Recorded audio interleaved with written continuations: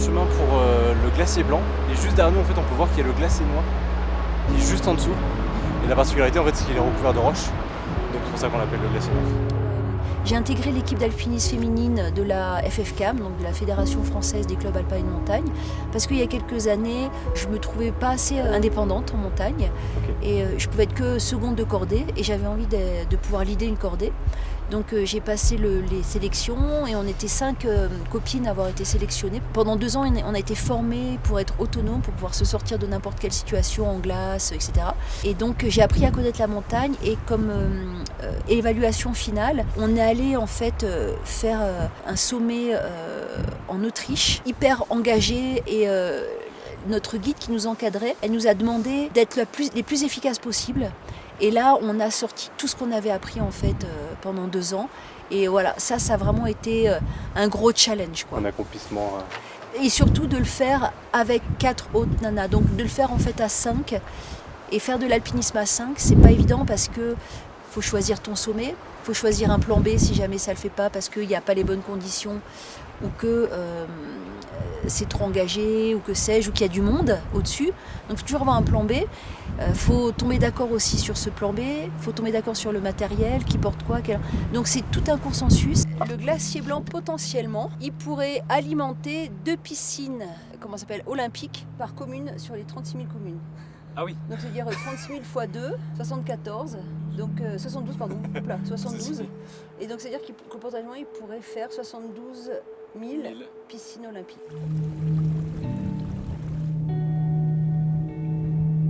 Encore au début du siècle dernier, quand une femme arrivait en haut d'une montagne, on s'esclaffait, ça devait pas être bien dur.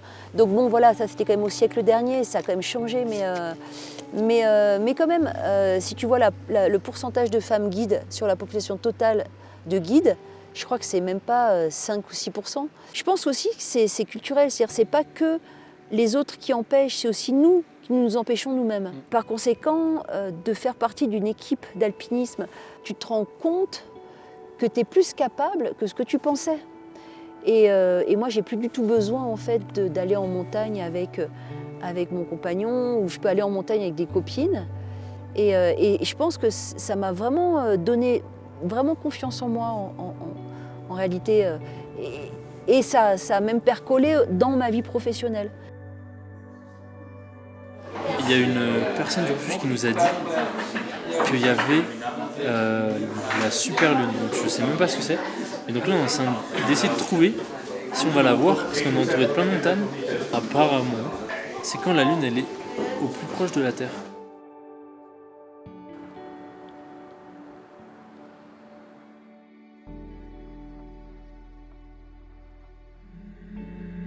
Est-ce que du coup tu auras un petit mot à des femmes de tout âge qui pourraient peut-être potentiellement regarder cet épisode et qui voudraient découvrir ce milieu-là et qui n'osent peut-être pas parce qu'elles n'ont peut-être pas justement de femmes dans l'entourage qui pratiquent ça? Est-ce que tu aurais peut-être un petit mot à leur dire de... Ouais, je dirais que si tu regardes en haut de la montagne, tu te dis j'y arriverai jamais. Donc commence déjà par faire un pas. Donc c'est vraiment les petits pas. Tu fais un premier pas, tu viens dans les Alpes pour voir. Un deuxième petit pas, tu vas peut-être prendre un guide. Ou un troisième petit pas, tu vas juste monter au refuge du Glacier Blanc où vous avez dormi cette nuit. Et puis voir que c'est possible en fait d'aller au refuge du Glacier Blanc. Et que rien que là, en fait, j'ai dormi une nuit au refuge. Et j'ai vu le Glacier Blanc. Et j'ai fait 2 heures de marche. Et en fait, je suis capable. Tu es engagé auprès peut-être d'associations, des choses comme ça ou pas forcément? Oui.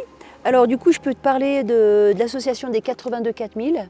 Donc c'est l'association en fait qui propose aux gens qui vivent dans la grande précarité de faire de la montagne.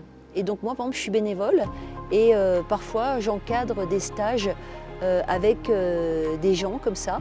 Et par exemple, l'an dernier, j'ai fait la connaissance de 3 femmes. On allait ensemble sur le glacier de la Grave. Je crois que j'ai beaucoup plus appris qu'elles n'ont appris parce qu'elles m'ont expliqué comment tu vivais dans la rue, notamment quand tu étais une femme.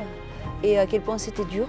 Elles ont partagé en fait une partie de ce qu'elles vivent au quotidien. J'avais même pas idée que c'était possible. Et du coup, moi, j'ai essayé de partager un peu de plaisir juste et de reconnexion à soi et de capacité à faire. Par exemple, la première, elle ne pensait pas pouvoir aller en haut de la pente. On a fait des objectifs intermédiaires. Et à chaque objectif, je leur demandais de 1 à 3 comment elle se sentait. Et par exemple, cette femme qui n'avait encore pas décroché un mot les 2 premières heures, quand je lui ai demandé la première évaluation, elle a hurlé 3 ! Et là, je me suis dit, ok, elle kiffe. Et ça l'a complètement débloquée.